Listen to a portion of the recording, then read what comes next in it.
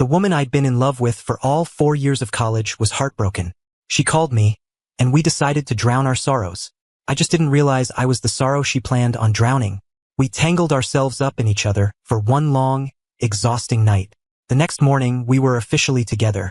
I thought I'd finally gotten everything I'd ever wanted. Then came graduation. The warmth she'd shown me vanished, replaced by an icy gaze as she told me we were over. After one last, desperate night together, she left for a fellowship in London and never looked back. 5 years passed. Then one day we met again. The medical prodigy I once knew had become an even bigger name, now an internationally renowned surgeon. She stood at the front of the conference room, her hair pulled back neatly, glasses perched on her nose, a crisp white coat hiding any hint of the woman I remembered. Her expression was as cool and distant as ever. "Good morning, everyone. I'm Dr. Eva Chen." That face. It was still arresting, the kind of beauty that silenced rooms. Every doctor and nurse in attendance couldn't help but stare. Dr. Wallace, the chief of surgery, gestured toward me. "And this Dr. Chen is our hospital's top attending surgeon, Dr. Ethan Cole. He's one of our best." He beamed at us.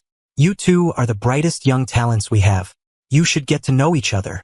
This was it, the first time we'd seen each other in 5 years. Every scenario I had ever imagined for this moment, angry, passionate, wistful, flashed through my mind. But standing here, I couldn't find a single word to say. Her eyes followed Dr. Wallace's gesture and landed on me. The girl I knew was gone, replaced by a poised, professional woman. We just stood there, the silence stretching until the air in the room grew thick with unspoken history. Dr. Wallace finally broke the tension with a hearty laugh. "Well, with Dr. Chen joining us, we've got ourselves a real power couple here in the department." He wasn't wrong. In terms of both skill and appearance, we were miles ahead of our peers. My heart hammered against my ribs, a flicker of hope stirring inside me. But Ava's expression remained unchanged, as if she were looking at a complete stranger. "Thank you, Dr. Wallace, but I should mention, I have a fiancé." A fiancé. The words hit me like a physical blow. My mind went completely blank. I don't remember the rest of the meeting, how it ended, or what was said. The rest of the day was a blur. My thoughts a chaotic mess. I finally made it home after my shift, my phone having buzzed nonstop all day. I unlocked it to see that our old college group chat, dormant for years, had exploded with messages. The topic, of course, was Ava. I heard Eva Chen was already a senior attending surgeon in London. Why would she come back here? What else? Love, obviously. Rumor is her fiancé moved back to the States, and she followed him. The chat was buzzing like they just uncovered the biggest secret in the world. Ava was always the untouchable ice queen. Who could possibly have that kind of pull? Then, someone tagged me. "Hey, Ethan Cole, you and Ava were pretty close back in the day, right? You know who this fiancé is? Spill the details." Of course, I didn't know. Just like no one knew we had ever been together. A bitter taste filled my mouth. I ignored the message and set my phone face down on the table. Just then, the doorbell rang. I figured it was the takeout I'd ordered. But when I opened the door, a courier stood there. "Mr. Cole, this is a package for you from a Ms. Chen. Please sign here. Ms. Chen." "Ava?" Confused, I signed for the box and brought it inside. The moment I opened it, the world fell out from under me. Inside was everything I had ever given her. The paper cranes I'd folded, the letters I'd written, the clumsy clay sculptures we'd painted together, the ring I had carved for her from a piece of wood, and our photos. All of it. The box trembled in my hands. I don't know how long I stood there before I finally set it down. I grabbed my phone and found her contact. Her name was still pinned to the top of my message list, but the chat history was empty. I wanted to ask her why. I typed and deleted, the words feeling hollow and useless. Why would her first act upon returning be to send all of this back to me? She was making a statement, drawing a final, clean line between us. What was the point in even asking? I let out a hollow laugh. As I swiped to exit the chat, my thumb slipped and accidentally sent a single, stupid smiley face emoji. Panicked, I tried to unsend it, but a small red exclamation mark popped up next to the message. Blocked. That tiny red icon felt like a siren, blaring in the quiet of my apartment. I thought I had buried the past, but now it all came rushing back. 3rd year of college. She had received an early acceptance offer to a prestigious surgical fellowship at Harvard Medical School. But I was in Boston, and she didn't want to go. Her parents had given her an ultimatum. She could stay if she won the Boston Surgical Symposium competition. When her mentor found out, he had called me furious. How can you be so selfish? You're ruining her. You're holding back her entire future, he'd shouted. A talent like Ava's shouldn't be chained to this city. Then her parents and friends all came after me, blaming me for clipping her wings. I knew they were right. I didn't want to be the reason she missed an opportunity like that. So I went to a senior resident who was organizing the symposium and asked him to disqualify her. When she found out what I'd done, she confronted me.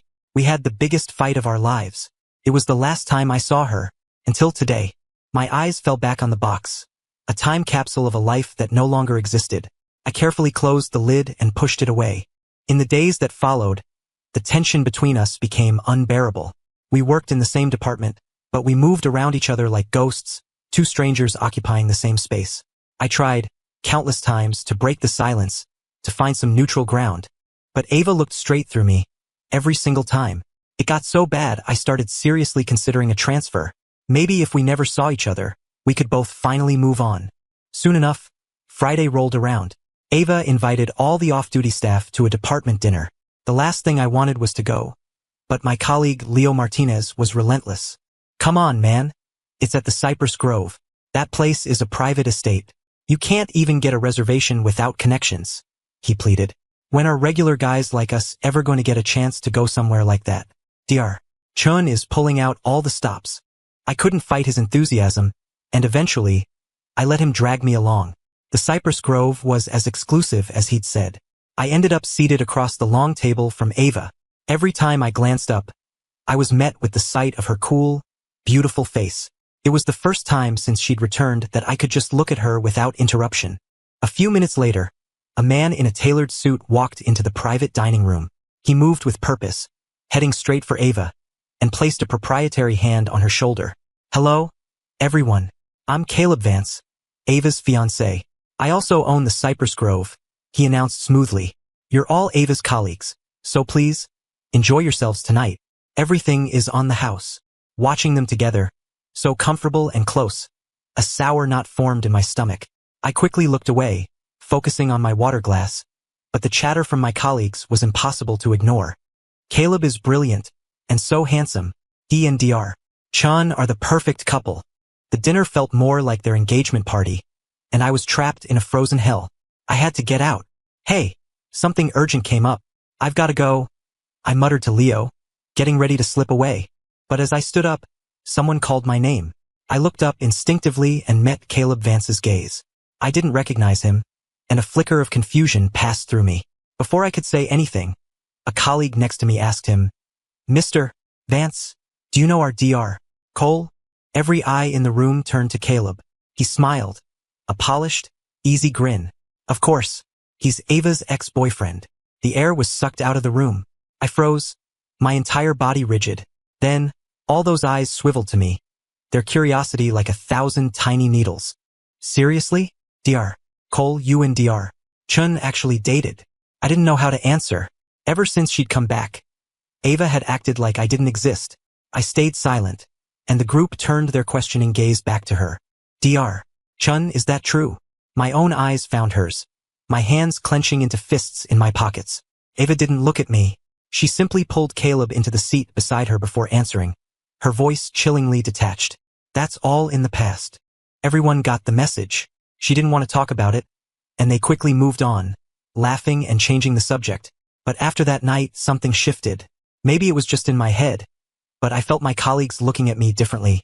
Whenever I tried to approach them, they'd scatter. Then one day, I was in a bathroom stall when I heard their voices. I asked around. One of the nurses said, apparently Dr. Cole was a total simp for her in college. Obsessed. Chased her relentlessly. No matter how many times she turned him down, he just wouldn't give up. It's still going on now. But Dr. Cole is so handsome. I can't picture him as a simp. Well, Dr. Chun is gorgeous. You can't really blame him, right? Ha ha ha. But she's about to get married. Isn't that basically stalking at this point? The words hit me like a physical blow. My head felt like it was going to explode. I waited until their voices faded down the hall before I dared to step out. Staring at my reflection in the empty bathroom, a wave of suffocation washed over me. After a long moment, I numbly started walking back to my office. As I passed Ava's door, I heard another woman's voice from inside. I just transferred here, and all the nurses are gossiping about you and Ethan Cole. The things they're saying are pretty nasty. The voice was familiar. It was Jessica, Ava's old college roommate. I heard Ava give a non-committal hum in response. Jessica pressed on. So why don't you explain it to them? Set the record straight. Her words echoed my own thoughts from 5 years ago, when I tried desperately to explain the misunderstanding about the symposium, only to be met with that same wall of indifference. I took a deep breath and raised my hand to knock, but then I heard Jessica say something that stopped me cold. Besides, you found out the truth about that whole misunderstanding years ago, didn't you? It felt like a punch to the gut, a sharp, searing pain that stole my breath. All this time, I thought she hated me because of that lie. I thought I deserved it, but she knew. She knew everything. Staring at the closed door, I lowered my trembling hand and, with a sudden surge of anger, shoved it open. The two women in the office snapped their heads toward me. I fought to keep my expression neutral, to bottle the storm raging inside me. Jessica gave a nervous laugh, sensing the electric tension, and quickly made an excuse to leave. The click of the door latch seemed to amplify the hum of the air conditioner, filling the room with an irritating drone. I clutched the patient file in my hand, my knuckles turning white. Finally, I broke the silence. What happened back then? You've known all this time. Ava coolly changed the subject. Is there something you need, Dr. Cole? That same deflection, that same refusal to even acknowledge our past. I had spent years telling myself she didn't know the truth, that I deserved her hatred, but she knew.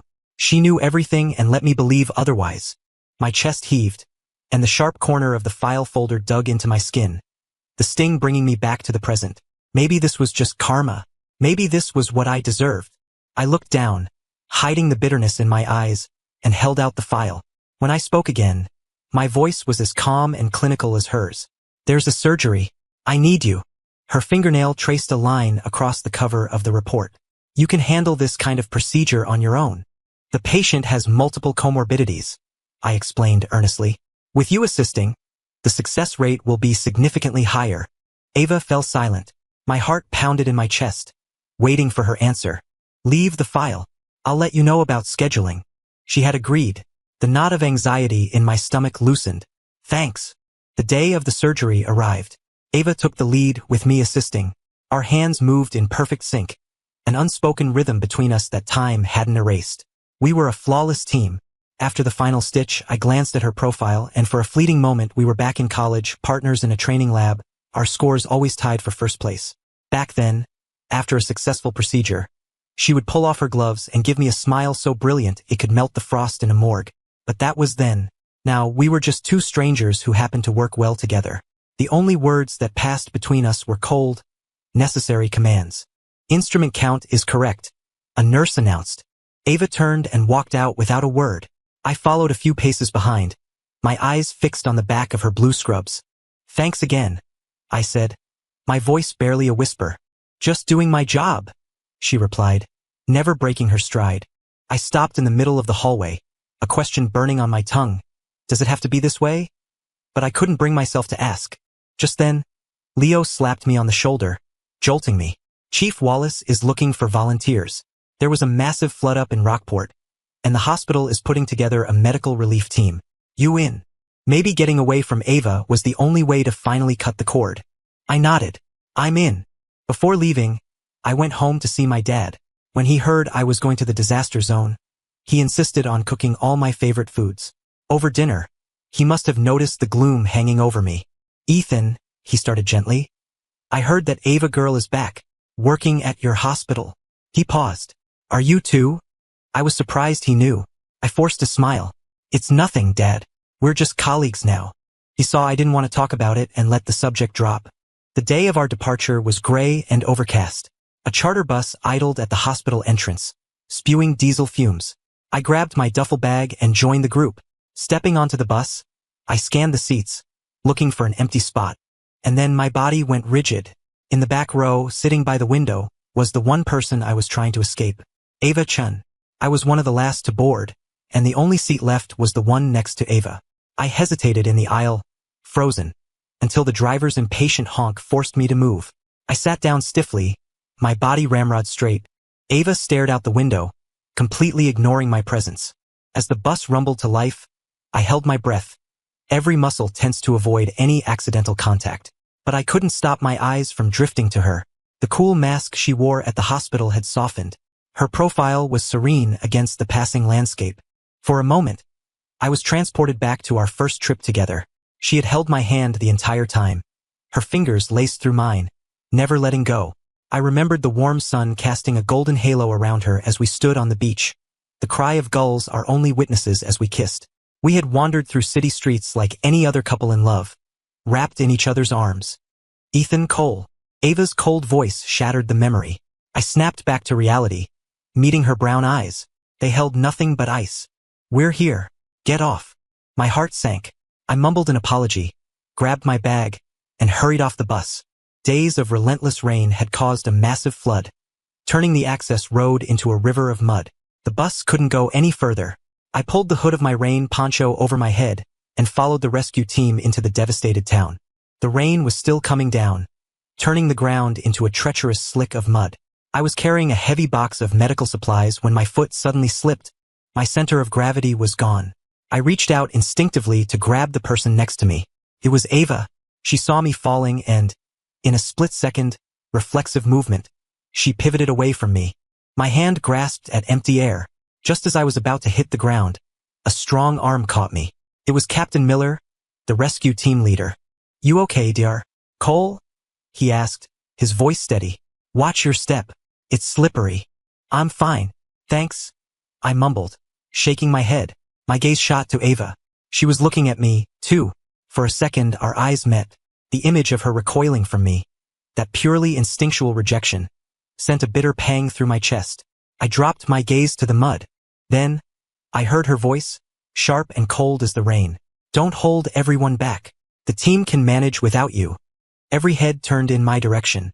My fingers dug into the cardboard box, turning my knuckles white. Without a word, I pushed past her and trudged on.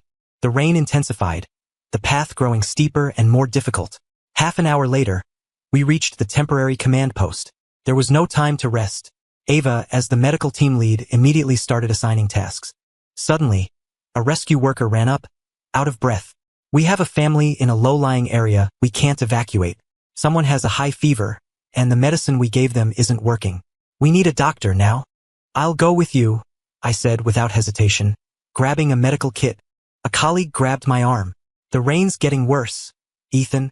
The only way there is a narrow trail along the cliffs. It's too dangerous to go out now." A debate erupted. Half the doctors agreed with me. We couldn't risk missing the critical window for treatment. The other half argued that the conditions were too hazardous. A doctor's safety had to come first.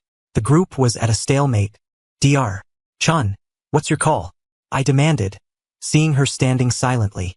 She glanced at me, her face unreadable. Then she made her decision. "We ensure the safety of our doctors first." "And the patient?" I asked, incredulous.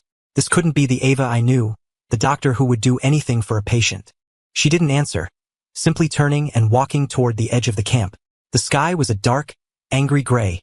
I followed her out into the downpour and grabbed the sleeve of her poncho. "Ava, have you forgotten the oath we took? Our primary duty is to our patients. What are you doing?" She glared at me. "Let go." I held on tighter. She tried to wrench her arm away. In the struggle, something silver slipped out from the collar of her shirt. My breath caught in my throat. I stared, frozen. It was a ring, hanging on a silver chain. The ring I had carved for her with my own 2 hands. My anger evaporated, replaced by a wave of confusion. I opened my mouth to ask why she still had it, why she had kept it all these years. But in the next second, she ripped the necklace from her neck and, with a flick of her wrist, threw it into the raging floodwaters below. The ring arced through the gray air, a final glint of silver before it vanished. I lunged forward instinctively, trying to catch it. "Are you crazy?" Ava grabbed me, her grip surprisingly strong. "That water is 15 feet deep. Do you want to die?" I could only watch, helpless, as the murky, churning water swallowed the last piece of our past. I turned to look at her, and the cold rain on my skin suddenly felt like ice. "Why did you keep it?" I asked, my voice hoarse. "And why throw it away in front of me now?" She paused for a beat before delivering the answer. I kept it because I forgot to throw it away. I threw it away because it's meaningless. With that, she let go of my arm and walked away. I stood in the rain for a long time, her words echoing in my head. Tears mixed with the raindrops on my face. A jagged bolt of lightning tore across the sky, followed by a deafening clap of thunder. The sound jolted me, reminding me of why we were arguing in the first place. I had to get to that patient. I spun around, looking for a guide. The only rescue worker I knew by name was Captain Miller. He met my determined gaze with a serious expression. Dr. Cole, the risk is extremely high right now. Are you sure about this? I nodded, my resolve firm. He didn't argue. Minutes later, I was in a small, rocking rescue boat, the foul-smelling floodwaters churning with mud and debris around us. The patient's location wasn't far, but the current was so strong it took us 40 minutes to reach the half-submerged house. All the residents had gathered on the second floor. With Captain Miller's help, I climbed a ladder to an open window.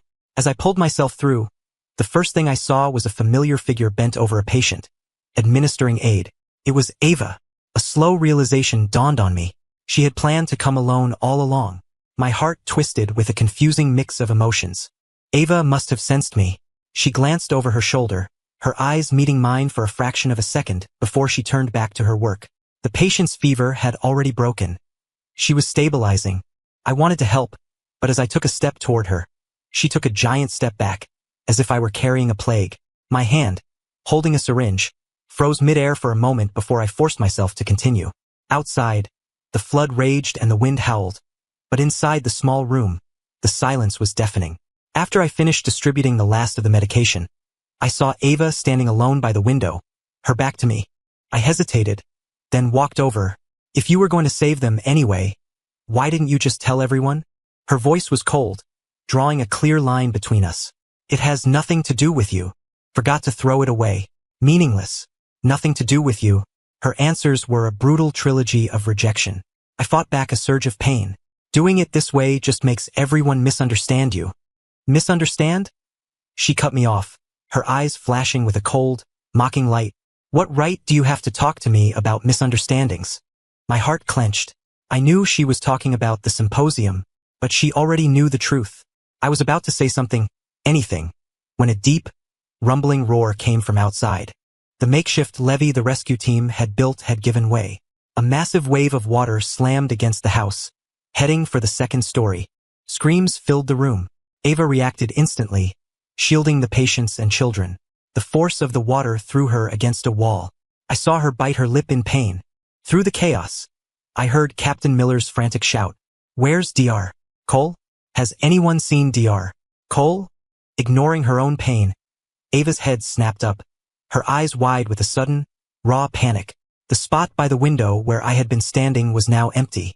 Foul, gritty water filled my lungs. The cold was a shock, triggering a violent coughing fit. A crushing pressure built in my chest, and I thrashed wildly before my world went black. When I came to, I was in a medical tent. The sounds of the busy relief camp filtered in from outside. My body ached as I slowly pushed myself into a sitting position. I was alone, and 4-line was taped to my hand, a cold fluid slowly dripping into my veins. Just then, the tent flap was pulled back. I looked up and saw Ava. She was in a white coat, her beautiful face etched with exhaustion. Seeing that I was awake, she performed a routine check, asking about my condition with professional detachment. There was no emotion in her voice, no hint of anything beyond her duty as a doctor. I answered her questions mechanically. The silence in the small tent grew heavy and suffocating. Dr. Chan, your fiancé is here. A voice called from outside. Without a moment's hesitation, Ava turned and left. The chatter from outside drifted in, loud and clear. Her fiancé brought all these supplies. He's a lifesaver. You can tell how much he loves her, worrying about her like this. Mr. Vance is so generous. I heard the next town over is also short on supplies, and he's going to drive a shipment over there himself. Dr. Chun was worried, so she's going with him. The words conjured an image of Ava and Caleb, close and intimate, a perfect couple. I remembered the dinner at his estate, the way I had felt so utterly out of place. I looked down at the pale blue veins under the skin of my hand. After a moment's hesitation, I pulled out the 4-needle and walked out of the tent. Ava and Caleb were standing by a large supply truck. He was gently straightening the collar of her coat, his voice soft. Dr. Cole is still recovering. Are you sure it's okay for you to leave with me? I froze, remembering the ring she had worn for years, only to throw it away the moment I saw it. I needed to know, once and for all, how she really felt about me. Then I heard her answer. There are other doctors here. Besides, what does he have to do with me? My heart stopped. My face went pale. So that was it. That was her real answer. All this time, I had been clinging to a childish fantasy. I didn't listen to another word. I stumbled back into the empty tent. One of my colleagues came in a few minutes later. Dr. Cole, glad to see you're okay. We were all worried. He continued. The chief just called. The main medical team will be here tomorrow, but they need an attending surgeon to head back to Boston to manage the department. I nodded numbly, then thought of Ava. What about Dr. Chun? She's staying in the disaster area, he said, shaking his head, probably to be with her fiancé. A bitter smile touched my lips. Right? I left before Ava and Caleb departed on their supply run, taking the first transport back to Boston. The surgical ward was buried under a backlog of high-risk cases. I threw myself into my work, barely sleeping. One night, while on call, I got a frantic page from the emergency room. Dr. Cole, we have a critical situation. We need you in the ER now. I raced down the empty hallways, but when I burst through the doors of the trauma bay, my world came crashing down. Lying on the gurney, clinging to life, was my father. In all my years as a doctor, I had never once faced a loved one on the operating table. My entire body started to shake. My mind was a terrifying, static-filled void. I was useless. I stood there, frozen, my voice trembling as I tried to direct the other nurses and doctors. 2.5 hours later, my father's condition finally stabilized. I stood in his hospital room, my eyes fixed on his pale, unconscious face. I had no idea how he could have suffered a fractured skull. Dr. Cole, a colleague said gently. We stabilized him, but there's still a fragment inside his cranium that's affecting further treatment. There's also a shadow near the basal ganglia. We can't rule out an internal bleed. We can't wait. He paused, his expression pained. You're his next of kin, so you can't operate right now. Dr. Chun is the only surgeon in this hospital qualified to perform this procedure. His words exploded in my head. Fighting back tears, I pulled out my phone and called Ava. No answer. I called again and again. Nothing. Over the next few days, my father's condition worsened. He was resuscitated twice. Just as the attending physician was about to issue a critical condition notice, news came that the disaster relief team was back. Clinging to that last shred of hope, I ran to Ava's office. Dr. Chun. I burst in before she even had a chance to sit down, my face haggard from sleepless nights. I slapped his chart down on her desk, swallowing my pride, my voice pleading. I'm his son. I can't operate. Please, save my father. She gave the file a cursory glance, her expression as cold as marble, and delivered her verdict. No! The word hung in the air, and the room plunged into a dead silence. I stared at her, certain I had misheard, but the icy daggers in her eyes told me it was real. Only you can do this surgery, I pleaded, my voice cracking. I couldn't understand. The Ava I knew would never stand by and watch someone die. Why? Was it just because the patient was my father? I tried again, desperate. I know you hate me because of what happened 5 years ago. I get it, but this is my father. He had nothing to do with it. You're a doctor. How can you refuse to save a life? My voice dropped to a whisper. I'll resign. I'll leave Boston forever. Just please. Don't you understand? She cut me off, her brow furrowed with irritation. I said I won't do it. Her words were laced with a chilling finality that made me tremble. I looked at the woman I had carried in my heart for 5 long years, and my voice rose to a raw, ragged shout. Just because he's my father? Why? Why? I screamed, my composure shattering. Ava, how can you live with yourself? How can you wear that white coat? Are you even a doctor anymore? She stood in silence, her face a blank mask. My rage collapsed into helpless despair. Tears welled in my eyes, and I choked them back, the anger on my face melting into profound disappointment. Ava, I never knew you were this kind of person. My voice was hollow. Maybe I should have never met you. If it weren't for our history, I wouldn't have spent 5 years in this private hell. The look of regret and disillusionment in my eyes seemed to finally get to her. She looked almost agitated. Ethan, Before she could finish, the door flew open. A nurse stood there, her face pale. Dr. Cole, your father. He's crashing. The color drained from my face. I bolted from the room, my heart pounding a frantic prayer against my ribs. Dad, you're the only family I have left. Please, don't leave me. Please be okay. But when I reached the ICU, his bed was surrounded by staff. Over their shoulders, I could see the monitor. A single, flat green line stretched across the screen. Beep. The cold, monotonous tone of the machine drilled into my ears, and the world seemed to freeze. In a daze, I watched as my colleagues finally stopped their efforts and turned to me with expressions of sorrow. Dr. Cole, we're so sorry. I'm afraid resuscitation was unsuccessful. The patient has no vital signs. I don't know how I got through the following days. The death certificate, the cremation, accepting the urn, the funeral. It was all a blur, my mind a hollow shell. As I was leaving the cemetery after the service, I saw her, Ava. She was dressed in a simple black dress, her expression unreadable. She looked like she wanted to say something. Our eyes met for a brief second. The cold wind bit at my skin, and reality came rushing back. Ethan. I stared right through her and walked past without a word. A ghost in a black suit. I left her standing there alone as her name was carried away by the wind. Ava watched my trembling back disappear, a complex emotion I hadn't seen since her return flickering in her eyes. Her phone vibrated, pulling her from her thoughts. It was a text from Caleb. Is Ethan okay? Did you get a chance to explain to him why you had to refuse the surgery? Ava didn't reply. She turned off her phone, gave one last look at the empty path, and walked away. In the weeks after the funeral, the sharp edges of my grief began to dull into a constant, heavy ache. The tears had run dry. I couldn't stay in Boston anymore. I settled my affairs, sold my father's house, submitted my resignation to the hospital, and booked a one-way flight to Europe. Meanwhile, at Boston General Hospital, Ava was getting ready to leave for the day when she saw a cleaning crew clearing out my office. She frowned and walked over. What's going on here?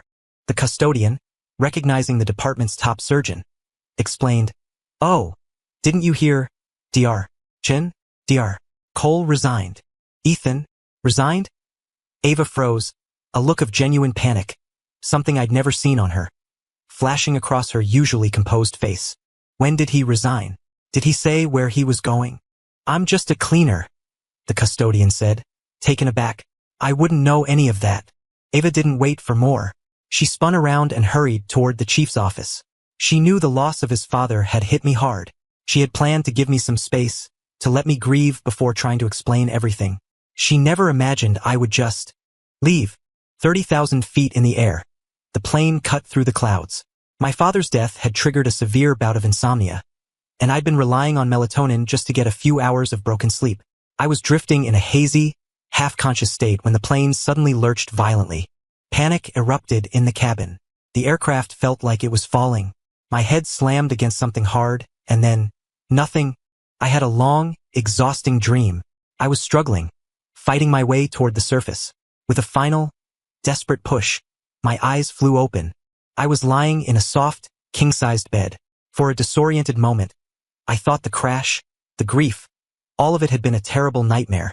I sat up, confused, and saw her, Ava, sleeping peacefully beside me. My brain short-circuited. A tidal wave of white noise filled my head. Why were we in the same bed? What the hell was happening? My first instinct was to grab my phone and get out. But as the screen lit up, the date displayed on the lock screen made me freeze. October 23rd, 2026. I stared at it, my blood turning to ice. Impossible. I had traveled a year into the future. As a doctor, I didn't believe in ghosts or time travel. After a moment of frantic thought, only one possibility remained. I had lost an entire year of my memory. The woman beside me slept on, oblivious. I tried to slip out of bed as quietly as possible, but an arm immediately wrapped around my waist, pulling me back. Stay, she murmured, her voice soft and sleepy. Just a little longer. Her warm breath ghosted across my neck, her body pressing against mine. I went completely rigid, my muscles locking up. I could vividly remember her cold rejection, the icy glare as my father lay dying. This sudden tenderness felt monstrous, sending a chill down my spine. She must have felt me tense up, because her arm tightened slightly. Are you cold? She whispered. No, Just thirsty, I managed to say, using it as an excuse to pull away. But before I could move, Ava sat up, swung her legs out of bed, and padded into the kitchen. She returned a moment later with a glass of water. Was this the same Ava Chin? I stared at her, dumbfounded, as I took the glass, dressed in a simple white silk nightgown, her long hair falling over her shoulders. She looked impossibly soft and gentle. She noticed my daze and reached out, her fingers gently brushing my cheek. "What are you thinking about?" she asked, a small smile playing on her lips. I took a sip of water, hiding my confusion. "Just a weird dream." She didn't press. "I have to run to the hospital for an emergency case," she said, leaving the room. "Breakfast is on the counter. Take your time." The front door clicked shut, leaving me alone in the apartment. I still felt like I was in a daze, unable to make sense of any of it. What had happened in the last year? What was my relationship with Ava now? Pushing my questions aside, I got dressed and headed to the hospital myself. In the hallways, nurses and doctors greeted me warmly. Some were familiar faces, others were complete strangers, but they all knew me. I found Leo Martinez, my closest colleague, at the nurse's station. On the counter was a large platter of pastries with the logo for the Cypress Grove printed on the box. I paused. Leo, just finishing his rounds, spotted me. He waved a hand in front of my face. "Earth to Ethan." I snapped out of it. "What's all this?" I asked, nodding at the pastries. Leo gave me a strange look. "Caleb Vance sent them, of course. He sends something every day." I thought for a moment before asking the question that had been burning in my mind. "So, what's the deal with him and Ava now?" Leo's expression shifted from confusion to genuine concern, like he was looking at a crazy person. "Dude, are you feeling okay? Caleb Vance is her fiancé." The words hit me like a ton of bricks. If he was still her fiancé, then who the hell was I? I pulled Leo into my office and closed the door. "Why are you acting so weird today?" he asked, studying my face. "Leo, do you remember that international flight I was on? The one that had the accident?" I asked, my voice deadly serious. He looked confused but nodded. "Yeah, the plane had a mechanical failure and had to turn back. All the passengers were fine. But you..." I cut him off. When I woke up, I'd lost all memory of what happened between then and now. Leo's eyes widened, but then a look of relief washed over his face. "Wait, you got your old memories back?" Seeing my confusion, he quickly explained. "You didn't lose the last year, Ethan. You lost everything before that. The accident, your father. All of it. So, I had amnesia." The pieces started clicking into place. The long, exhausting dream. Maybe that was my memory rebooting. Then what about me and her? Leo's expression grew complicated. He hesitated before speaking. "Dr. Chun was your attending physician after your breakdown. She took care of you that whole time. But when you finally came around, you didn't remember anything. Or anyone." He sighed. "She brought in the best psychiatrist in the country. He said the intense grief caused a psychological trauma, which made you selectively forget certain events. He was my colleague, not my therapist, so he didn't elaborate. But I understood enough." I thanked him and left the office, a heavy weight settling in my chest. I needed air. I took the stairs up to the rooftop. The cold wind whipped around me as I stood at the ledge, looking out over the city. I felt completely alone. Footsteps sounded behind me. I turned. It was Ava. She was in her white coat, her expression as cool as ever. But her eyes, when they met mine, were softer than I'd ever seen them. "Leo told me you were up here." I turned back to the skyline, saying nothing. A moment later, I felt her arms wrap around me from behind. Her familiar scent, a mix of antiseptic and something faintly floral, filled my senses. But my body reacted with a jolt of rejection. I pulled away. Ava looked at me, a flicker of hurt in her eyes. "What's wrong?" she asked gently. "You were the one who said we had to pretend to be strangers at the hospital." Her words stopped me. A memory, fuzzy at the edges, surfaced. "What? What are we to each other, exactly?" I asked. The softness in her face vanished, replaced by a flicker of alarm. She opened her mouth to speak, but her phone rang, shrill and demanding. She glanced at the caller ID, then back at me, her expression unreadable. Without another word, she answered the call and hurried away. A surgeon's work was never done. As the sun began to set, I went back to the apartment. Our apartment. Stepping inside, the whole place felt wrong. There were things of mine everywhere. My books on the shelf, my coat by the door, but I had no memory of putting them there. The place was cozy, warm, like a home we had shared for years, but the memory of my father, the thought of Caleb Vance, made it impossible for me to accept any of it. The last of the daylight faded, plunging the room into darkness. I sat on the sofa, unmoving, for hours. Finally, the door opened. Ava stepped inside, pausing when she was met with complete darkness. She fumbled for the light switch, startled. Before she could flip it, my voice echoed from the shadows. Ava, this whole charade is over. We're done. The room fell into a dead silence. After a long moment, Ava's voice, trembling slightly, broke the stillness. What's wrong? She flicked on the lights. The warm glow illuminated my face, and she must have seen the cold, hard expression there. A wave of panic crossed her features. She rushed toward me, her hand outstretched as if to comfort me. I shifted away, and her hand froze in mid-air. It's because of my father, I said, my voice heavy. A look of dawning horror, then realization, filled her eyes. You remember? My silence was all the answer she needed. I can explain, she started, her voice laced with desperation. I've explained all of this before. Explain. I shot back, my own voice rising with a year's worth of buried grief and anger. Why don't you go explain it to my dead father? You're a doctor. You could have saved him, but you chose not to. He could still be alive. My eyes, red-rimmed, burned with a new hatred. There's nothing to explain. You left my father to die, and then you took advantage of my amnesia to make me your affair partner while you're still engaged to Caleb? Was it fun? Ava, did you enjoy the game? I turned and stalked toward the door. She immediately blocked my path, her eyes wide with fear. Where are you going? I didn't answer, just tried to push past her. A desperate look crossed her face. Don't go, she whispered. I'll go. And just like that, she opened the door and was gone, the click of the lock echoing in the sudden quiet. For a moment, I just stood there. Then, I turned and started packing. I left everything that was a matching couple's set untouched. The rest didn't amount to much. Luckily, because of my amnesia, the sale of my father's house had never been finalized.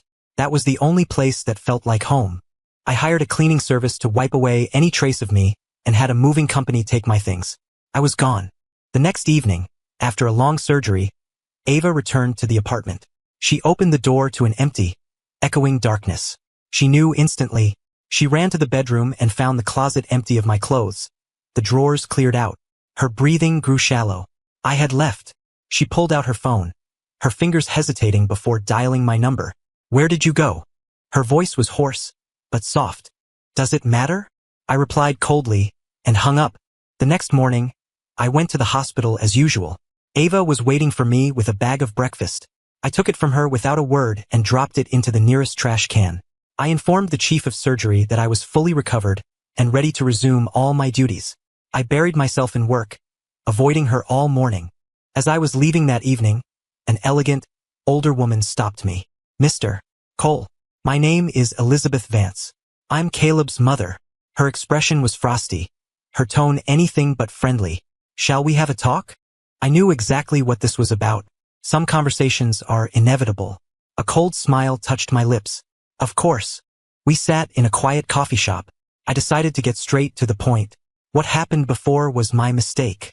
I never intended to interfere with their relationship. I want to make it clear to you now. Ava and I are over. There is nothing between us.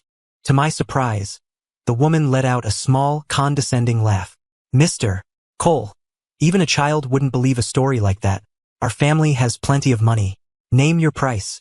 Just leave Ava alone. I felt a surge of irritation. It was like she wasn't even listening. I told you, there is nothing between Ava and me anymore. If that's the case, she said with a smirk, then why not leave Boston? I scowled. With all due respect, I don't think you're in a position to tell me what to do. Humph. Surely Boston's renowned star surgeon wouldn't want it getting out that he's a homewrecker, meddling in other people's relationships. Would he? Her voice was quiet, but the threat was crystal clear. There was no point in continuing. I stood up and walked out without another word. When I got home that night, I found a figure sitting on my living room sofa. The unexpected presence made me jump. Then, as my eyes adjusted to the dim light, my shock turned to anger. Ava? What are you doing in my house? This is breaking and entering. I swear.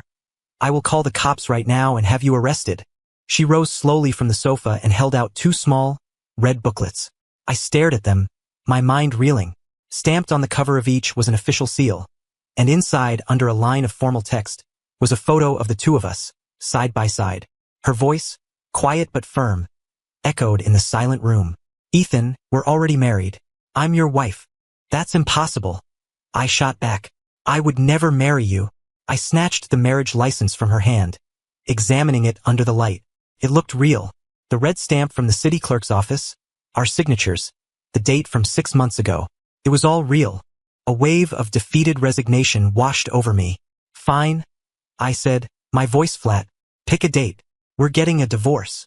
No, she replied instantly, her brow furrowed, her eyes glistening with unshed tears.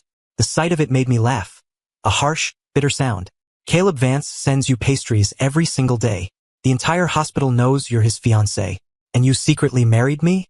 Don't you see how ridiculous that is? It's not like that with Caleb, she insisted, her voice tight. Everyone in the hospital seems to think it is. I retorted. I took a deep breath, realizing we were getting sidetracked. But that's not even the point, and you know it. You know what the real issue is between us. My father. The memory of him was a wall I could never climb. I turned away from her and went to my room. When I came back out, she was gone. She'd taken the marriage license with her. A few days later, I saw Caleb Vance at the hospital. I had just finished a surgery and walked into my office to find him sitting there, waiting for me. I froze, assuming he was looking for Ava. Her office is down the hall, I said stiffly. His gaze was calm, his voice even. Can we talk? My guard went up immediately, expecting another confrontation like the one I'd had with his mother. But I quickly realized I was wrong.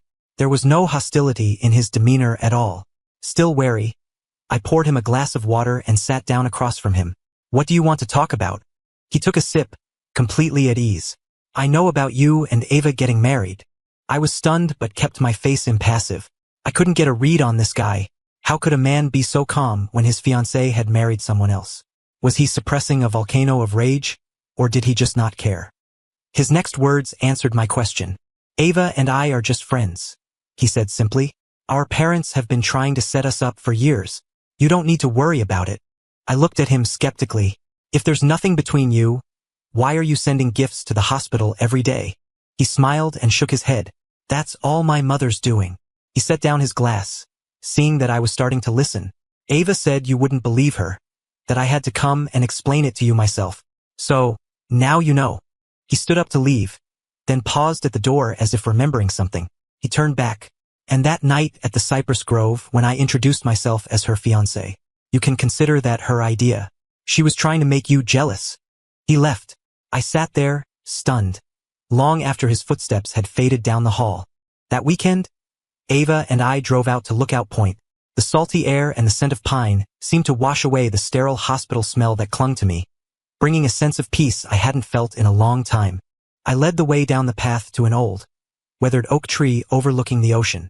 Its branches were covered in faded ribbons and old, carved trinkets, the wishes and prayers of countless visitors. I started sifting through them. What are you looking for? Ava asked from behind me. A piece of driftwood, I said quietly. One with our names on it. She looked startled for a second, then joined the search. A few minutes later, she found it and handed it to me. I looked down at the faded, weather-beaten letters, a ghost of a memory surfacing.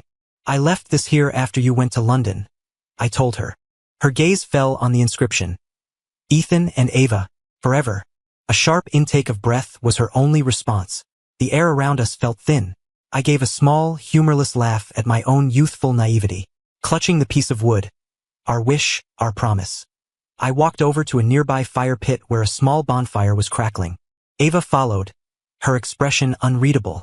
She watched in silence as I tossed the driftwood into the flames. She was too late to stop me. We both watched as the fire licked at the wood, consuming our names, turning our forever into ash. I turned back to her, my face a blank mask. Ava, we can't go back. Without another word, I walked away, leaving her standing alone by the fire. Her solitary figure looked small and desolate as the last of the embers died out. In the days that followed, I stopped actively avoiding her. I simply treated her like any other colleague. A stranger. It was as if we were back to her first day at the hospital. Then, one day, she came to me for help. She placed a patient file on my desk. My eyes flickered over the complex case, and a bitter irony washed over me. I remembered myself, standing in this exact position, begging her to save my father.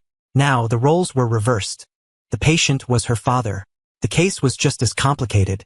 I looked up at her and smiled. A cold, sharp thing. You didn't save my father. What makes you think I'll save yours? Her gaze didn't waver. Because you won't let someone die? She said, her voice firm. She hesitated, then added, back then, I refused because I didn't care what her excuse was. I opened the file, cutting her off.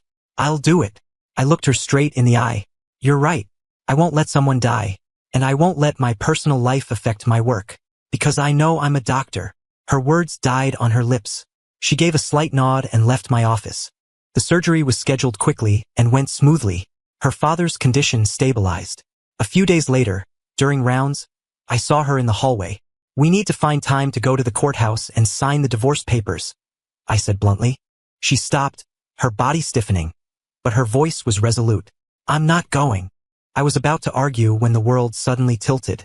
A black veil fell over my vision, and I collapsed. When I woke up, Ava was sitting by my bedside. The moment she saw my eyes open, a flicker of light returned to hers, but she seemed hesitant, unable to speak. I noticed she was clutching a lab report in her hand. What is it? I asked immediately. What's wrong with me? I assumed she was afraid to tell me bad news and reached for the report. She quickly hid it behind her back, her eyes darting away. Her secrecy only made me more suspicious. Don't hide it, I said, my voice sharp with impatience. Just tell me what it is. Ava's lips parted, and the words that came out felt like a detonation inside my skull. Ethan, you're not sick. You just fainted from exhaustion and low blood sugar, she said softly. She held up the report. This is mine. It's an ultrasound report. I'm pregnant. I'm pregnant. The words echoed in the silent room. I stared at her, my mind a complete blank. After what felt like an eternity, I finally snapped back to reality and took the report from her hand. Gestation. 8 weeks. 3 days. It was real. I looked up, meeting her eyes. The usual ice was gone, replaced with a vulnerability I hadn't seen in years. A mixture of tenderness and fear. I took a deep breath, the familiar antiseptic smell of the hospital filling my lungs. The past, my father, her refusal. It all came rushing back. I swung my legs over the side of the bed. Ava immediately bent down and placed my shoes in front of me. Where are you going? She asked, her voice laced with anxiety. I didn't answer. I just took her by the arm and pulled her toward the door. As I opened it, I said, my voice as cold as steel, I'm taking you to get rid of it. Her hand shot out and grabbed my arm, her grip surprisingly strong. I turned to face her. Her lips were pressed into a thin line, her dark eyes shining with a desperate plea. Ethan, the baby is innocent, she whispered, shaking her head. I stared back at her, my resolve hardening. I will not let you have this child. I broke her grip, took her by the wrist, and started pulling her down the hallway. She struggled against me, but it was useless. We were almost to the OB/GYN clinic when the hospital's overhead speakers crackled to life with a mass casualty alert. Instantly, doctors and nurses began sprinting toward the emergency room. This only happened when there was a major disaster. A second later, both our pagers went off. A multi-car pileup on the interstate. All thoughts of our fight vanished. I let go of her and ran. At the entrance to the main operating room, I stopped her. You're pregnant. I'll take this one. I can do it, she insisted, her gaze unwavering. I said I'll do it, I repeated, my tone leaving no room for argument. Don't waste time. She bit her lip but finally relented. I pushed past her into the chaos of the OR. The patient was in worse shape than I'd imagined. Multiple traumatic injuries, a severed artery. Blood was everywhere. At one point, a spray of it hit my face, and a colleague quickly wiped it away. Somehow, we pulled him through. The surgery was a success. I finally allowed myself to relax, but I'd barely had a moment to breathe when the door burst open. It was Leo, his face pale with panic. Ethan, the patient from that crash. He just tested positive for HIV. My blood ran cold. I clearly remembered the blood spattering my face. I couldn't be sure if any had gotten in my eyes.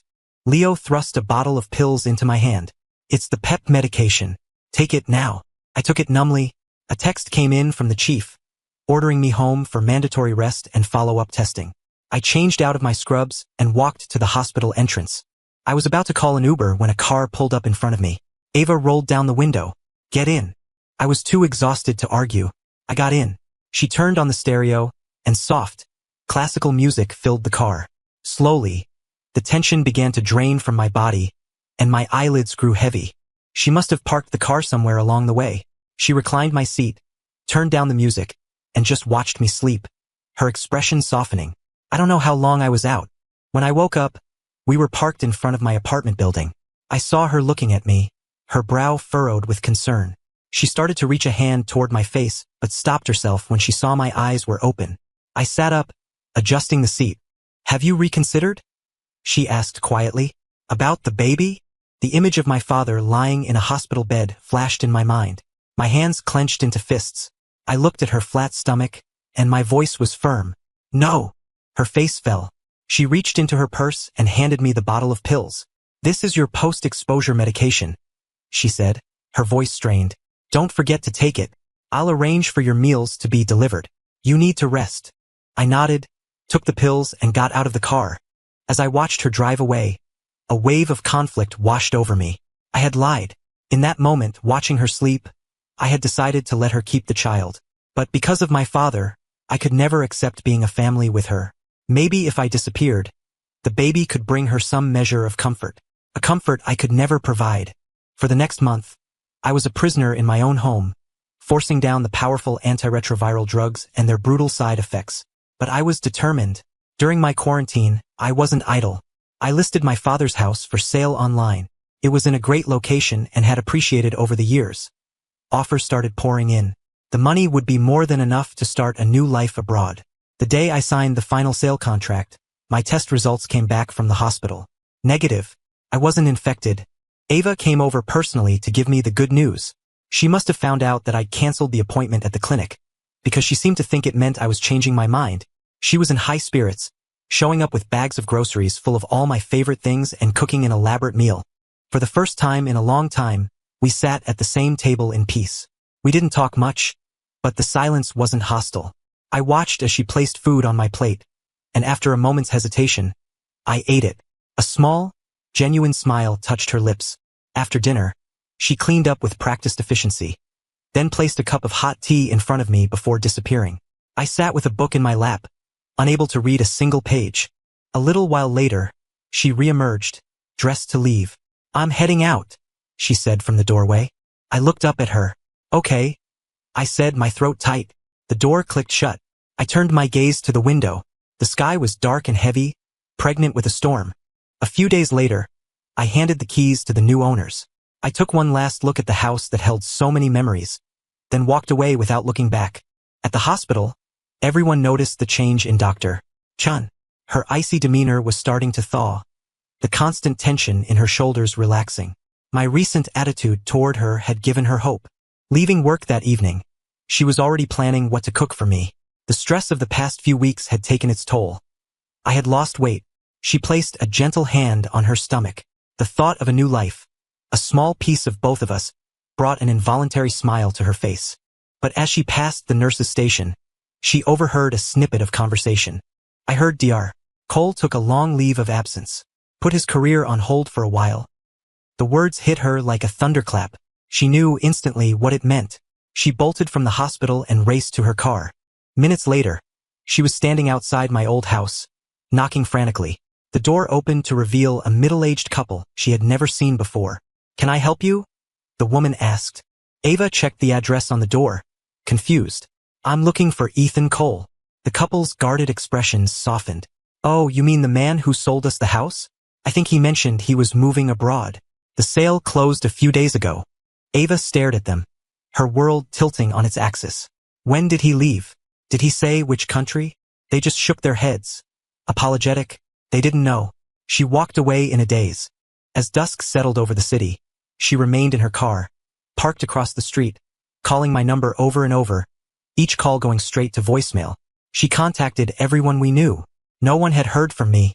Finally, as if making a last, desperate decision. She started the car and sped toward the airport. She was still miles away when she saw it. A plane, climbing into the darkening sky, carving a silver path toward the clouds. Ava watched it go, a cold certainty settling in her heart. Suddenly, a massive semi-truck, headlights glaring, swerved into her lane. By the time she saw it, it was too late. On the plane, I was jolted awake by a sharp, stabbing pain in my chest. I gasped, pressing a hand to my heart, overwhelmed by a sudden, inexplicable wave of dread that took a long time to subside. On the highway near Logan Airport, the crash caused a massive traffic jam. By the time the paramedics arrived, they found Ava in the mangled wreckage of her car, barely alive. She had multiple fractures, and the ground beneath her was stained a deep, dark red. Her face was as white as a sheet. One of the EMTs recognized her instantly. "My God, it's Dr. Chan." They rushed her to Boston General. In the operating room, the mood was grim as her colleagues fought to save her. "We have to do everything we can," the chief surgeon said, his voice tight. "Try to minimize any long-term damage. This is exactly the kind of complex trauma case Dr. Cole and Dr. Chan are masters at," a resident muttered. If only he were here. Everyone had seen it. The undeniable chemistry between Ethan Cole and Ava Chan. A true power couple. No one understood how things had gotten so broken between them. Now he was gone, and she was fighting for her life because she had tried to follow him. By the time Ava's surgery was over, my plane was landing in Zurich. The clean air and stunning scenery felt like the perfect place to be alone. I rented a small cottage in the countryside and settled into a quiet life with the landlord and his family. Not long after, I fell gravely ill myself. As I was being wheeled into surgery, for some reason, Ava's face floated into my mind.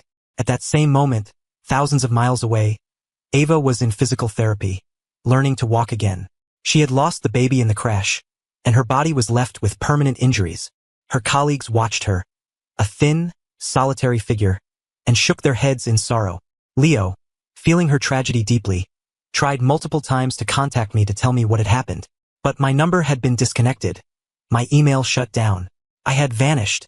5 years went by. My life in Switzerland was peaceful, but my mind was not.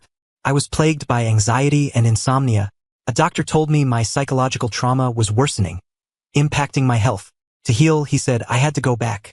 I had to face my past. I packed my bags, said goodbye to my landlords, and booked a flight home. I landed in Boston on the anniversary of my father's death. I hadn't been to his grave in 5 years.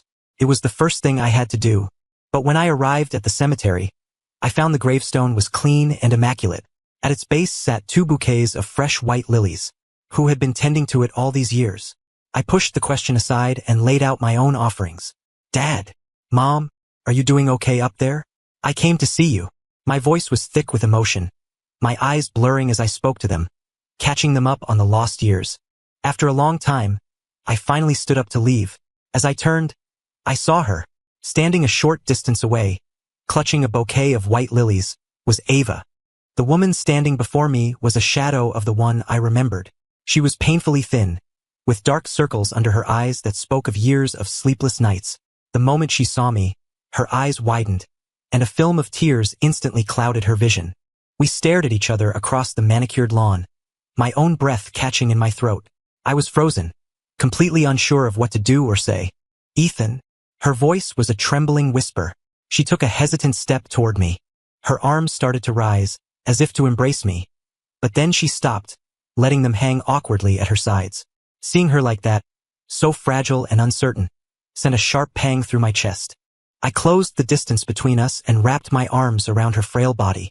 At my touch, the tears she'd been holding back finally broke free, streaming down her face.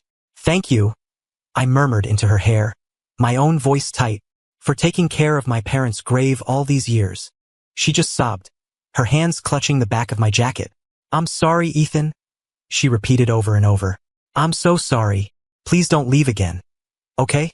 The strong, unbreakable woman I had known was gone. I took a deep breath, my hands hovering over her back before gently patting her shoulder. I'm not going anywhere, at least not for a while. Ethan, she choked out, can we talk? It was why I had come back, to untangle the knots of the past. I nodded. She drove me to my father's house. I was shocked to find it was now hers. She had bought it back from the couple I'd sold it to. Stepping inside, everything was just as I remembered it, but with the subtle imprint of her solitary life layered over it. My heart sank. I thought about the child I had told her to keep, but there was no sign of one anywhere. A bitter thought crossed my mind. Maybe it was for the best. Ava didn't say much. She just started busying herself in the kitchen, preparing lunch. A faint light had returned to her tired eyes. She seemed almost happy. I sat in the living room, waiting, my gaze wandering around the familiar space. Then, I saw them. A pair of crutches tucked away in a corner. Why would she have crutches? A sense of unease settled over me. I got up to investigate and found a thick folder of medical records and surgical reports on a nearby shelf. The moment I opened it, the world fell out from under me. A wave of suffocation washed over me as the words blurred before my eyes. This can't be real. I finally understood. The accident report listed the location, the highway just outside the airport, and the date. It was the day I left the country. Seeing that the surgery had been performed at Boston General, I fumbled for my phone, my hands shaking as I scrolled through my contacts for Leo's number. What happened to Ava in that car crash 5 years ago? I demanded as soon as he picked up, dispensing with any pleasantries. There was a moment of stunned silence on the other end. Ethan? Is that you? You're back. After I confirmed it was me, he explained. She was trying to get to the airport to find you, man. A truck crossed the median and hit her head on. She almost died. He took a heavy breath. She lost the baby, Ethan. She's been in and out of physical therapy for years. She's only just now getting back to something close to normal. The phone felt heavy in my hand. I don't know how long I stood there, processing it all. Ethan, lunch is ready. Ava called from the kitchen. I spun around to look at her, even with the exhaustion etched onto her face. She managed a gentle smile when she saw me. For a moment, I was lost. I nodded numbly and sat down at the table. She was quiet as we ate, just kept putting food on my plate. After a while, she seemed to gather her courage. Ethan, she began, her voice soft. About your father. Just then, her phone rang. An emergency call from the hospital. I will explain everything, I promise, she said, quickly answering the call. A moment later, she was gone, leaving her own meal untouched. I sat there alone, her words hanging in the air. But as I thought about it, a cold truth settled back in my heart. An explanation didn't change anything. My father was still dead. That was a chasm between us that could never be crossed. A few minutes later, my phone rang too. It was Dr. Wallace. Ethan, my boy. Leo told me you were back. That's fantastic news. He boomed. Listen, I've got a critical patient here. We don't have time to fly in a specialist. Can you help us out? I didn't have to think twice. I'm on my way. My years abroad had been spent honing my skills. Dr. Wallace knew he could count on me. By the time the surgery was successfully completed, it was evening. I left the OR, exhausted but satisfied, and ran right into Leo. He was ecstatic to see me and insisted on catching up. Hey, you'll never guess who showed up at the hospital today, he said conspiratorially. Some handsome European guy. Turns out he's the son of Dr. Chen's old mentor from London. I don't care, I said, turning to leave. Whoa, man, he said, grabbing my arm. A look of mock disbelief on his face. Dr. Chun is a beautiful woman. Aren't you worried someone's going to snatch her up? I just raised an eyebrow. Okay, I'm just kidding, he said, grinning. But seriously, I'm dying to know what they're talking about in there. Before I could protest, he was pulling me down the hall toward Ava's office. We stopped just outside her door, and I could hear their conversation clearly. My English was fluent, so I understood every word. The man was talking about a rare, aggressive neurological condition. I froze. It was the same condition my father had. The success rate for that surgery is incredibly low. The man was saying in a gentle voice, my father's surgery was ultimately unsuccessful, but my family never once blamed you. If you want to advance in your field, you have to find the courage to face these challenges. Then I heard Ava's voice, raw and raspy. Not being able to save my mentor is the greatest regret of my life, she said. I'm a coward. When I was faced with my husband's father, suffering from the same condition, I just couldn't find the courage. She trailed off, her voice thick with emotion. The specialist you recommended for me arrived in Boston, but by then, it was already too late. The world tilted. A wave of dizziness washed over me, and I felt my knees buckle. Leo caught me just in time, his own face a mask of shock. He had just wanted a bit of gossip. He never expected to stumble upon the truth behind our entire tragedy. He finally understood why I had left, and why Ava had never defended herself. I don't remember walking back to my office. All those times she had tried to explain, and I had cut her off, refused to listen. How could I ever face her now? That night, we returned to the house one after the other. Ava looked at me, her eyes full of things unsaid. Ethan, about your father. I know. I cut her off gently. I know everything. A look of surprise crossed her face, but she didn't speak. I knew what she was wondering. What happened now? It wasn't your fault, I said. Then, I stood up, faced her, and bowed deeply. My voice was filled with a sincerity I hadn't felt in years.